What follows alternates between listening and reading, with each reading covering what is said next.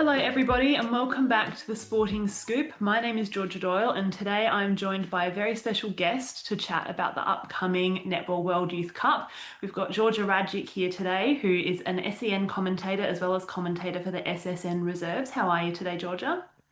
Very excited to be here. Thanks, Georgia. And very excited to talk about probably one of my biggest passions, which is the netball pathway in Australia. Now, we know that you've been heavily involved not only in those two formats that we mentioned earlier, doing your SEN comms, but also your Super Netball Reserves, but you've also done lots of stuff with the VNL over the last couple of years, as well as a few of the underage championships as well. So we couldn't think of a better person to get on and have a chat about all things under 21s netball.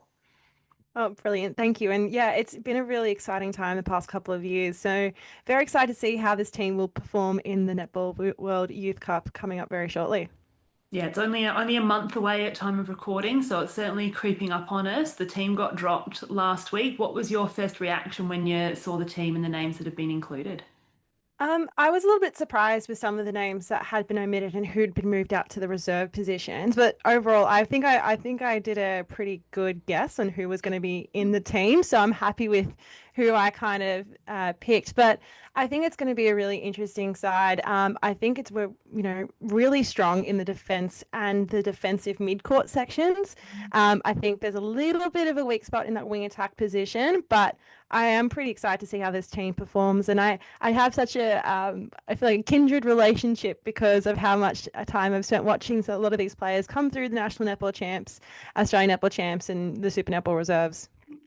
Yeah, I'm sure there's some of them that you've probably followed from that sort of first rep level at either under 17s or under 19s to then see them now representing Australia on the sort of underage national, international stage has got to be really exciting.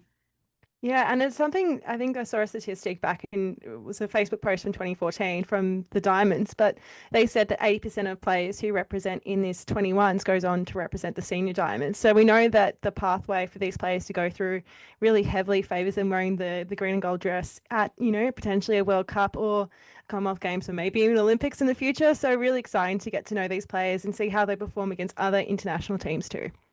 Definitely. And I think, we've got plenty of players that a lot of us are familiar with having seen them on the Super Netball court. I think, you look back at the team that they had in 2017 and there weren't too many that were actually exposed to that Super Netball level at that point. There were a few that were training partners, but not a lot of them actually had full-time contracts. So really exciting to see that that youth is really getting a chance to play at the highest level week in, week out. And that's only got to be beneficial for them when it then comes to playing up against some of the other international players. And I think that's when I fell in love with Keir Austin because Alice Tignell came across as the captain of this side, having been, within the Vixens up until that point. And then Keir Austin pretty much became the starting goal attack in the side that went on to win silver. So there were so many great players who've come through. And we know that, again, that 80%, likelihood of them playing for the senior diamonds. But it is a very exciting team. And I think, with the players that are within training partner environments or playing at high level within their own state leagues, it's really good to see some of this team. And again, there's some particular favourites of mine that I've seen play through national netball championships. Of course, Sophie Casey and Lucy Vojvodic were probably some of my favourite mid-quarters I've seen come through. I'm really excited to see them in the team. I think they're such a strong combination. And considering the fact that Kathy Fellows is the coach, she would have spent a lot of time with them at the Thunderbirds as Casey was the 11th player and Lucy Vojvodic is a training partner. So she'd be really familiar with those players coming through. So I'm really hoping to see that they get that starting game time as well. For sure. Well, let's break down each area of the court. We might as well start with the middies since you've already mentioned a couple of them there. We've obviously got, yeah, Sophie Casey and Lucy Vojvodic, who are both involved with the Thunderbirds environment. And then we've also got two other very familiar faces and names in Hope White, who was with the Giants as a permanent replacement player for season 2025 and has since been rewarded with a full-time contract for 2026. And then also Grace White, who's another one who's been elevated from that Swifts 11th player position into a contracted spot for next year. Other than that sort of pre-existing combo that we've got from those two South Australian players, what else excites you about that mid-court group? Well, you can't help but talking about South Australia group, but also New South Wales group then, Yeah. because I talk about the 2022 New South Wales 17s team like they are the prime Chicago Bulls of the 1990s. It's really hard for me to describe how much I love this particular team, and to see four names across the list. Of course, Monica Otai is a reserve player. You've got Freddie Schneiderman as well, who made her debut in the Super Netball in the back end of the season. So Hope White and Grace White have played together across two of those age groups. They won gold, I think, they definitely won gold in the 17s and 22. So they played wing attack and goal attack next to each other, so that I have a lot of familiarity with from that. But I think it's really interesting that Grace White is going to be a mid-quarter because, of course, she was that star in goal attack for so long. She has had that transitional move out. I also think, Kayla Graham, is she going to be predominantly a goal attack or is she going to be predominantly at wing attack? I think that's a really interesting kind of space. So Hope White, really, the only true out and out wing attack across the four mid quarters. Vojvodic and Sophie Casey can play really wing defense center. They are both so strong defensively, really exciting players to watch. I think trying to think of what probably is an apt. I think Lucy Vojvodic has is almost like a Jamie Lee Price at times, and she brings a really great physicality element to her game. So excited by her. Also, just a great name as a commentator to say when she does a stunning intercept on the circle. But there's some really exciting prospects there. But again, I just think Hope White's really the only true attacking mid-quarter. Grace White and Kayla Graham have that ability to swing in. So I'm expecting we'll see a lot of wing attack, goal attack, transitional substitutions between those players too. Yeah, as we know, we've seen a lot more of Grace Wright at wing attack for the Swifts. I think she's had one small cameo when they were up by a lot in goal attack, but it was a couple of minutes because they obviously ran with that Grace and Helen combination for a lot of the year. But then you look at the flip side of that, like you mentioned, Kayla Graham, who was sort of touted by the Thunderbirds as a wing attack, goal attack, but we probably saw more of her in that wing attack position. So yeah, that split between the two of them is quite interesting and will be fascinating to see how it plays out. And it's good to see that we are still including those sort of goal attack wing attacks because it can then sort of skew your court balance a little bit. I often find, I think when Nat Haythornthwaite or Nat Metcalf, as she now is, has been involved in the Roses side, it's always been tricky. Do you then sort of stack your mid-court or do you stack your shooting end? So at least in this team they've got those two players that can swing across that wing attack and goal attack position, so they don't lose as much of that court balance as they might have otherwise. Absolutely, but then it comes down to the Georgie Hodges conundrum with the Thunderbirds. Where do you put her if your best player is playing both those positions? You can't split them across both. So I think that will be really interesting, and I'll use that as a segue to talk about the shooters as well. So Olivia Wilkinson, obviously a player who's had quite a lot of experience in the Super Netball, played in that grand final as well. In 2023 in the Australian Netball Championships, she won it with Collingwood. Hope White also played that year as a 17-year-old. Again, that's how long she's been just on the precipice of greatness as a young player. But Wilkinson was forced back into goal shooter. She was very much truly a goal attack for such a long time. So I'm very curious to see if Kathy Fellows plays her as a goal attack or goal shooter. I think she's more naturally a goal attack, especially in her Victorian Netball League days too. So for me, that really leaves just Jasmine Hayward as the only out and out goal shooter too. So Lily Graham played across goal shooter, goal attack, but really has been developed into a goal attack while at the Vixens. But Jasmine Hayward had some of the best returns in the Super Netball reserves. Unfortunately, the West Coast Fever reserves, the only team I didn't get to see live myself, but Jasmine Hayward scored 57 in a game against the Melbourne Mavericks. Like she had incredible returns, high volume shooter, had a great movement along the baseline, the goal line. And I think she's really developed her game really well. So I think I'm really curious to see how that's going to be a starting seven working with them. And then defensively, well, these names really excite me. Freddie Schneiderman, of course, recently made her debut for the Swifts. Scarlett Jauncey, probably the best player in the country not to be an official training partner. That still blows my mind that she's not technically a training partner at the Fever. Tabitha Packer, another super exciting goal defense. And then Charlotte Sexton just won the best and fairest for the Bendigo Strikers in the Victorian Netball League as a young player. And she would have so much experience coming up against tall goal shooters because Strikers, I think, finished third in the end in the VNL. And they played against, Jane Cook, 207 meters, Emma Wright, 190 something centimeters. So she's had a lot of experience this season coming against really tall shooters and winning ball really cleanly. So I think that puts her in really good stead against some of the taller opponents she'll face. Yeah, speaking of those taller opponents, I know that was one thing that looking at that defensive end, while a lot of them are really exciting names, there's not as much direct Super Netball involvement amongst that group. Like you said, Scarlett hasn't unfortunately got a training partner gig at the Fever yet, and all the other three, while a few of them have had tastes of the SSN court, they're still just that training partner level, whereas every other area has at least got someone that's either a full-time contracted player or an 11th player who's spent a significant amount of time on the court. So, what particular things in terms of that maybe lacking that bit more intense experience do you think might potentially be a bit of a struggle for that defensive unit? I think, of course, it always comes to the speed of the game. That's always what you find when you jump from level to level. And I think listening to one of the players, I think I want to say it was Amy Parmenter, probably about 5, 6 years ago, about how on earth does the speed just keep getting quicker and quicker the next level you go up. And I think that is always going to be that adjustment period. But I do think as defenders as well, they do require a bit more experience and game time and hours to get that defensive nuance into their game. So I'm not necessarily a bad thing. I think teams are less likely to pick a younger defender to come in. And that's why I was so surprised to see Freddie Schneiderman get a couple of opportunities when she did. But it is great to see that there are some great defenders. Of course, Scarlett Yauncy has represented the Black Swans. She captained them. So she has come up against international opponents before. And I think that will be really beneficial to her game. Tabitha Packer, I wouldn't be surprised gets put more into a wing defense role rather than just purely goal defense, because that's where she was placed for the Adelaide Thunderbirds reserves.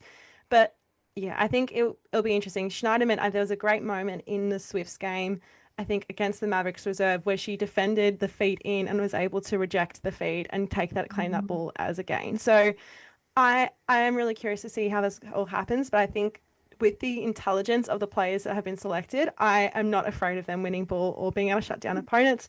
I think it's a great mix of agility, speed, and just game smarts across these defenders too. And I suppose, well, this might be the sort of least experienced area of the court. You've then got Kathy Fellows, who's the head coach, which, as we know, is an absolute defensive mastermind. The work that she's done with the Thunderbirds over the last couple of years has just been immense. What do you see someone like her bringing not only to that defensive unit, but the team as a whole? Well, even anecdotally, every player that I've spoken to, or every player or former player that's spoken to her, have just raved about her as a coach. Maddie Brown, I worked with a lot at SEN the past few years, and she cannot speak highly enough of Kathy. So I think there's also that player side of it that everyone I know who's worked with her cannot stop speaking about how great she is as a coach. So I think it's probably the best place, even if we have young defenders, to have that kind of experience in a coach who's been around for as long as she has and who has such a defensive specialist brain too. Because I think it's only going to, put them in good stead to get Super Netball contracts in the future too. And you mentioned that Charlotte Sexton has just come off a was it an MVP season at the Bendigo Strikers was that was Yeah, the club team, I'm guessing, yeah. yeah. And I think Tabitha Packer, our SA Premier League, wrapped up a couple of weeks ago, and she has just won a premiership with the Contacts, and I believe she was best on court for their grand final. So they've obviously got that ability to step up and deliver in big games, which for a lot of these girls, it's going to be the biggest stage that they've played on so far, coming up against the likes of England teams that have got lots of players that are playing in the NSL. Thinking about that New Zealand team, they're going to be spearheaded by Amelia Walmsley, who, as we know, has a fair few Silver Ferns caps under her belt as well. So looking at that defensive end, how do you see them sort of combining to stop someone like Walmsley, especially knowing that they do have some of that experience coming up against those taller players, like you mentioned before? Yeah, so this is where I'm kind of like, if you're looking at a starting seven, I wouldn't be surprised if we see a bit of a rotation in goalkeeper with maybe Charlotte Sexton at, I think she's 191 centimeters tall, coming up against one of those taller shooters, and then bringing on maybe Scarlett Jauncey for who's still great aerially against tall players, but maybe just having that push and pull between the two of them just to match up potentially on height. And I know, yeah, Sexton has really been impressive for the Vixens Academy and for the Strikers in VNL this season. So I have no doubt in my mind that she'll be able to perform at such a high level. But I do think I wouldn't be surprised if we do see some of those rotations come through, depending on who the direct opponent is in the international opposition. For sure. And then we've obviously got that shooting end as well that we talked about a bit earlier. As you said, Olivia Wilkinson did come through the pathway as more of a goal attack, but she's just so tall. And has obviously would have had a fair bit of time, you'd presume, playing and training alongside Jasma Hayward, who is based in Perth as well, but she's that main sort of out and out goal shooter for them. Australia in the Diamonds level over the last couple of years has typically favoured more of that moving goal circle that we've seen, purely based on the sort of players that we've had available with the likes of Cara Conan and then Sophie Garvin, who does have that ability to hold, but we often see that movement to her game. Do you see a particular game plan as really sort of standing out for what this under 21s team might go for, whether they'll look for more of that post up shooter or whether they'll go more of a moving option? I think just based on the players that they've picked, it's going to be more of a moving shooting option. Wilkinson and Lily Graham have also played together representing Victoria at a national netball champs too. So it's really good having Wilkinson having played obviously with Haywood and being involved in that training environment, but also playing with Graham. So that's pretty much two of those combinations really settled and having experience together for a couple of years. I wouldn't be surprised if what we see again is it again, the beauty of what the modern game is now is with the rolling substitutions that we can have this opportunity to bring them on and off. I I would think Wilkinson and Lily Graham would get the start as players who have been on the books at Super Netball teams and have that experience.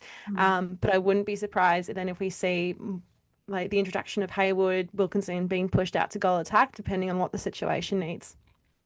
For sure. And I'd love to touch on those reserves a little bit as well, because I know some of them you were a bit surprised were named in the reserves list rather than the full squad of 12. So we had Monica Otai from the Giants, who's one of their training partners who got a bit of court time with the Giants this year. Tara Watson, who was the Vixens' 11th player, who, as we know, came on and played a really good sort of cameo role in that prelim final that then got the Vixens through to that historic grand final win. And then also Jada Delaney, who's one of the Lightning training partners, who didn't quite get out on court this year, but did get a fair few minutes at the Team Girls Cup earlier this year. So, what are your thoughts on them and what they then add in that sort of reserves role? Interesting, not really defensive reserve brought in. Jadis more of a mid-quarter, Tara Watson a mid-quarter, and Monica Otai. Well, Monica Otai also finished the Super Netball season as the only shooter with 100% accuracy out of her six goals that she was able to score. Monica also was the captain at the Fast Five Commonwealth Youth Games a couple last year, I think it was. So surprised not to see her in, but I I did have that to and fro when I was picking my own squad about whether or not to bring in because of just I think the little bit more experience of the shooters ahead of her, and I would love to see her. I'm a massive fan of her, and I would love to see a reunion of that 2022 New South Wales team, as I've mentioned already.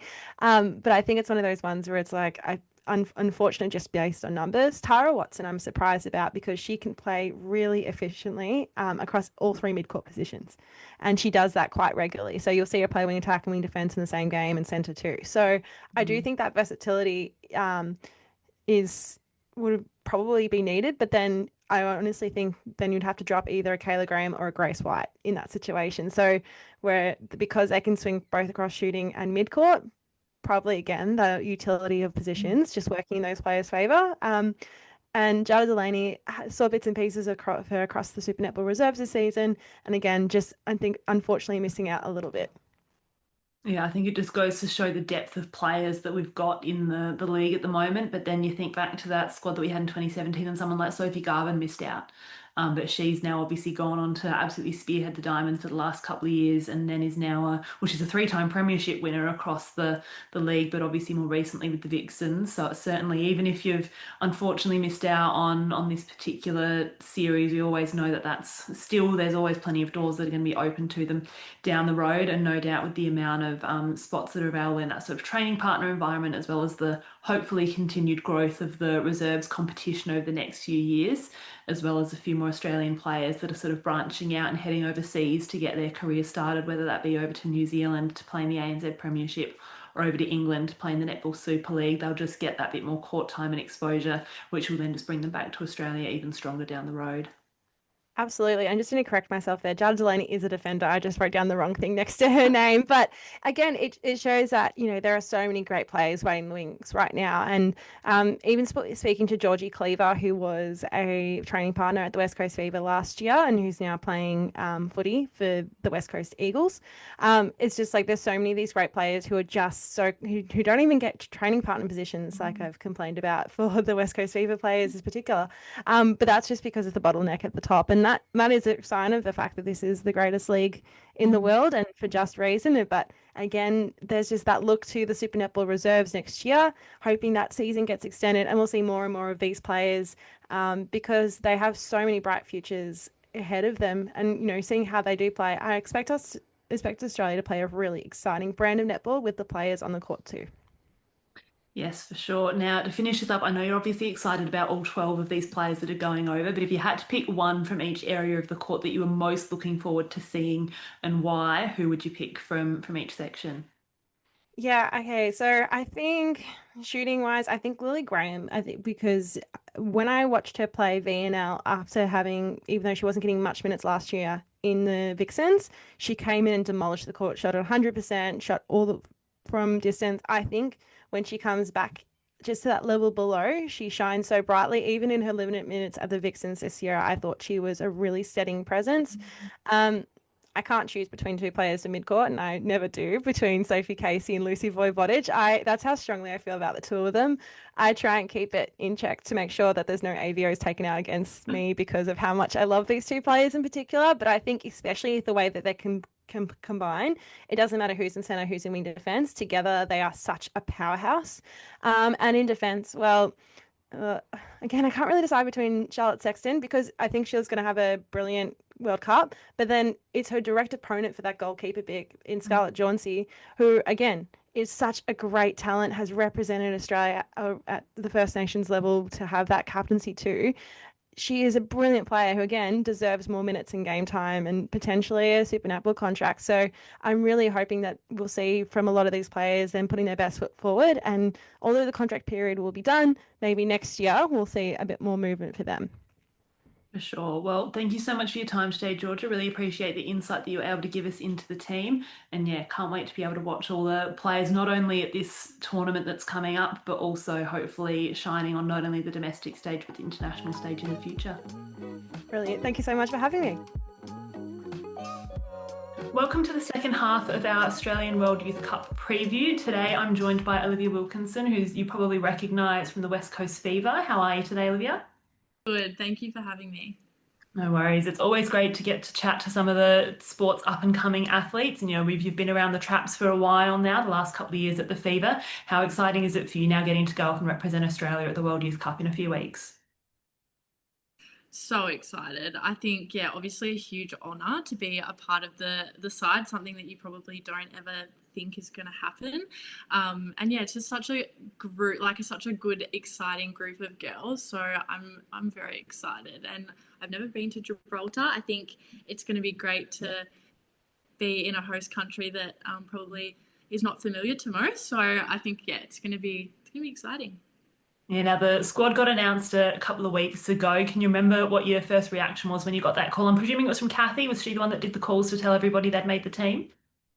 Yeah, yeah. No, Kathy called us all and on the phone as well with the team manager of the team.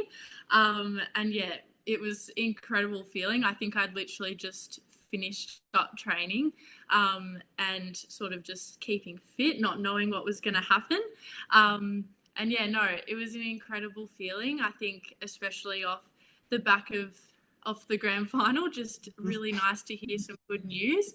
And yeah, just overwhelming feeling of gratitude and yeah, I just can't wait to get stuck in with all the girls. Yeah, now you mentioned that Fever Grand Final there. We won't touch on that today. We don't need to go to any of those feelings from the game. But speaking of the Fever environment, you've been involved there for a couple of years. They sort of poached you over from Victoria. How much experience do you think you've been able to gain in that environment over the last couple of years that you'll now be able to use in that international space? Yeah, I think obviously the training environment is something that I never take for granted. I think playing on the defenders and the likes of the defenders that we have is an experience that most people don't get. And I will say, like, training is always really hard for me. Often getting humbled by the likes of a Sunday Ariang or a Fran Williams in goal defence. So I think nothing can prepare me better than our Fever training environment. And I think just all the learnings and growth that I've had this year, I can really apply and keep continuing to learn and grow under some different coaches as well. So yeah, no, I think the experience at Fever the past 2 years is going to play a big part in this campaign. Yeah, you talk about, the three different defenders you've got in there, and obviously with Ruth at the start of the year as well. You've got, yeah, Sunday, Fran, and then Katie as well, all from different countries. So all have got different defensive styles, and you'll be coming up against lots of different styles of defense over in the tournament as well. What sort of things are you able to take from playing each of those players individually at training that you'll try and then take into the tournament? Yeah, I think as you said, like all of them are so different in how they play. So I think, yeah, taking those little different tweaks that they all have as just a bit of a toolkit almost for myself. And I think especially I've had sort of, the different, all the countries have different playing styles.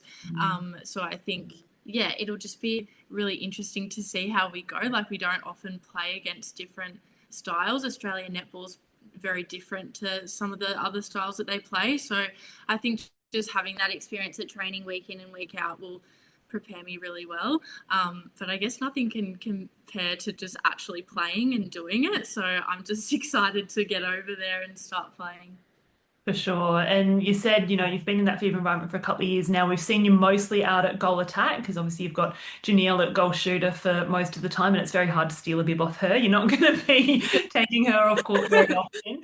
So can we expect to see a bit more of you back at that goal shooter position in this tournament as well? Yeah, I think definitely. From sort of the selectors' point of view, they like me back at goal shooter and want to continue to develop that. And I think personally as well, it's an area that I really want to develop and grow. And I think the ability to sort of swing across goal attack and goal shooter really seamlessly, but being sort of dominant in both is one of my big future goals, not only for SSN, but for this tournament as well. I think it will be really important. But yeah, I've been in this sort of preparation phase. I've been really practicing my goal shooter. So it's really exciting, and I like sort of learning always. And I think it's a position that I haven't played for a few years really. And I got stuck into training it a lot in this season with fever in the pre-season.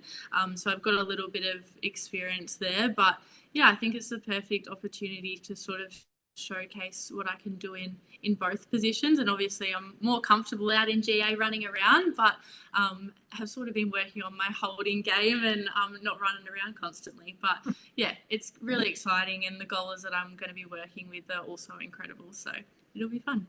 Yeah, well, speaking of the goalers that you'll be working with, a couple of the players that we don't know quite as much about are those other two that are based over in WA, with Jasmine Hayward being a fellow goal shooter, and then Scarlett Jauncey, who's at the other end of the court. Can you give us a bit of insight to them? I'm presuming they're sort of in and around that fever environment a little bit, even though they're not official training partners. Yeah. Yeah, no, definitely. Two up and coming superstars, and hopefully one day they'll both be in fever dresses because, yeah, they're definitely sort of the pinnacle of WA talent at the moment, and I think it shows with them being selected in this under-21 squad. I think Scarlett is one of those players that's ferocious. She's energetic. And goes for ball anywhere. And I think Jasma, like, her shooting prowess is incredible, and just both lovely humans off and on the court. So no, it's really exciting seeing them flourish as well in the under-21s environment. And yeah, really excited to play alongside them, and WA will be very proud of the two girls as well. So yeah, no, it's very exciting, and they're both incredible athletes. And then another player that you would have played a bit with coming up through the pathway, I presume, is Lily Graham, who's another SSN regular at the moment. Are you looking forward to getting the chance to sort of reunite and play with her again? Yeah, absolutely. Yeah, we did a lot of like training and playing together when I was still in Victoria, playing for the Vic State teams. Yeah, she's an incredible athlete. As you said, she has been smashing it in SSN, both in goal attack and goal shooter, and been really dominant. Again, someone with shooting prowess. She's a gun at the super shot. So I think we should all expect some long bombs from her, which is incredible. But yeah, our combination has been growing, and I think even over the short time that we've sort of been back working together in the 21s environment, it's been really fun to play with her. And I think it'll be interesting, the combination sort of, we can both play both positions. Lily's been smashing it at goal shooter when she comes on. So yeah, I think the coaches will be lost for options because there's just so many different combinations that we can work in the shooting circles. So no, and Lily's honestly an incredible athlete. And yeah, I'm really looking forward to working with her again. I think you're seeing it more and more these days. You can't have many players that out there on court that can only play one position. You really need that versatility. And I think, the SSN squads just being that size of 10 really helps promote that because it's so hard to have a one position player. You've got to be able to cover absolutely everything when you're out there. Yeah. No, absolutely. Now, you talked a little bit about the prep that goes into it. Obviously, the SSN season finished up about a month ago. What has the last, 3 or 4 weeks looked like for you in terms of training? Has it just been sort of state-based? When do you then all get together as a collective before you then fly out? Yeah, so we head out on Tuesday, which is super, super soon. Mm. Yeah, I saw straight after the grand final, had a week to sort of decompress, rest the body, but also mentally just switch off from netball, which was quite nice. And then we sort of got stuck into training again. But yeah, it's been a really good little training group. We've had some of the girls that are going to the under-19s national camps, which has been really good. Some of the under-23 men's boys as well, who are preparing for London, I believe, in like 6 weeks' time. So they've been awesome in our environment, and then obviously Sunday as well, and Alice have been in and out. But yeah, no, it's been really good, and I'm just super excited to sort of phase off the training in WA and get together with the whole cohort of girls, because yeah, you don't often get to do what this experience is, and I think we're all just itching to get there. Yeah, I think you get plenty of athletes that always look back on those sort of, whether it be the under 17s nationals, under 19s nationals, or then the World Youth Cup if they get the chance to go. And it's often sort of a highlight of the career for them, even when they then go on to achieve great things at the either domestic or the international level. So certainly a real special experience that you'll get to be a part of, no doubt. Yeah, yeah, no, absolutely. And there's a bit of talk that this is potentially going to be the last World Youth Cup that's happening with some of World Netball's stuff that they've brought out in terms of their sort of refreshing eyes on the game, I guess. How does that make you feel knowing that this is sort of something that you've been working towards for a while?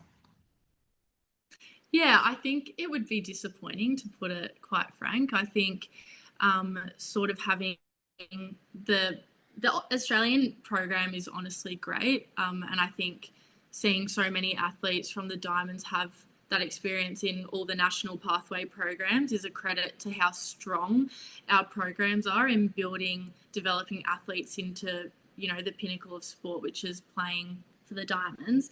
And I think yeah, they're sort of like little milestones and stepping stones into that big goal. And I think, if you're pulling something like an under 21s development program, it sort of doesn't bridge that gap between, your last under 19s underage program to then more senior netball. And I think having an opportunity to play against the world's best netballers in your age is really critical for your development. And I think it also gives you a insight into what the future potentially could look like for different countries. And I think if we pull that, yeah, you're sort of losing that stepping stone, as I said. So yeah, I think it would be disappointing. I think that's something that they should probably reconsider. But I think I'm just really grateful that I get to have this opportunity now, whether it is the last one or not, to represent my country at this age. And I think, yeah, it's a huge privilege for all of us girls. But I think for the future of young girls and having this goal of getting into it, I think it needs to stay.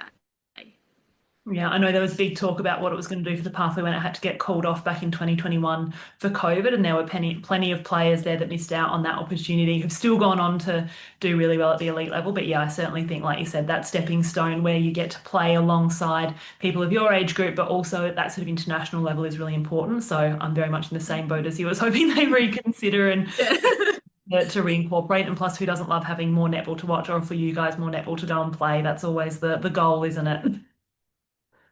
100%. Couldn't agree more.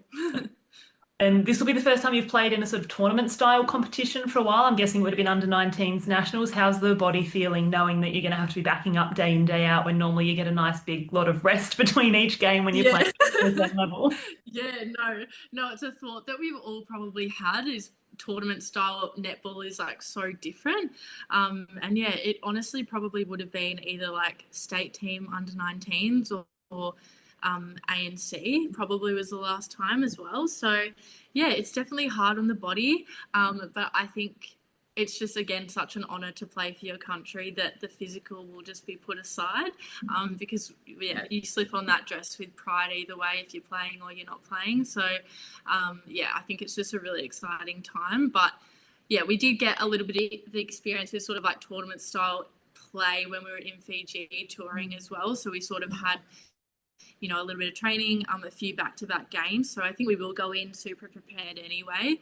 And yeah, I think training as well, just at AIS, will give us all the prep that we need as well. And speaking of that training environment, you've got Kathy Fellows as the head coach, who we mentioned earlier. She's a bit of an unsung hero at that SSN level. Everybody knows the magic she's done with the Thunderbirds. How excited are you to, like you said earlier, have that sort of new coaching perspective, but potentially that bit more of a defensive lens from her as well? Is it Anita Keelan that's the assistant coach that's coming over? I didn't check that one. Who have you got as your assistant coach?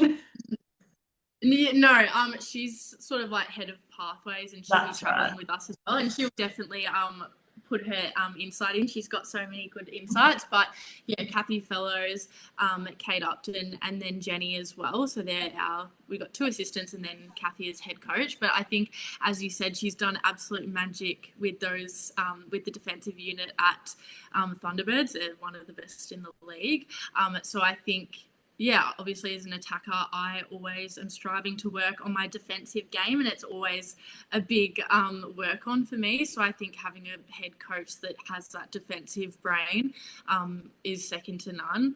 And all the coaching that I've had from her so far has been incredible. I have worked with Kate a little bit at Collingwood when it was still up and running. So I have that relationship with her, and she's an incredible coach.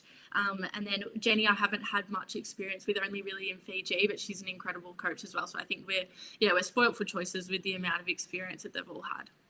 Yeah, I think you're stacked everywhere, stacked on the court, stacked on the coaching bench. You've got everything to set you up. So let's finish off with a bit of a fun one. Out of all, you're obviously going to be coming up against lots of different teams while you're over there. Is there one team that you're really looking forward to really testing yourself out against? Yeah, I think probably New Zealand. I think the last World Cup, correct me if I'm wrong, Australia lost to New Zealand. I could be wrong, but I think that was the case. So I think New Zealand is a big one. And then also England, we got a little glimpse of it, and we played them once in our preparation last year. But yeah, I think they're the 2 teams that really challenge us, and yeah, I think they're going to put together a really great team. And I know also Amelia Walmsley, like she's already a Fern, she's playing in the New Zealand side, so I think it's going to be really competitive and really great netball to watch. Yeah, no, I can't wait to tune in. We're very fortunate that it's going to be streamed on both Netball Pass and YouTube for everybody to watch from home. So best of luck for the tournament. Safe travels over to Gibraltar, and then hopefully you get to do a bit of holidaying or something while you're over there afterwards. Yeah. Thank you so much.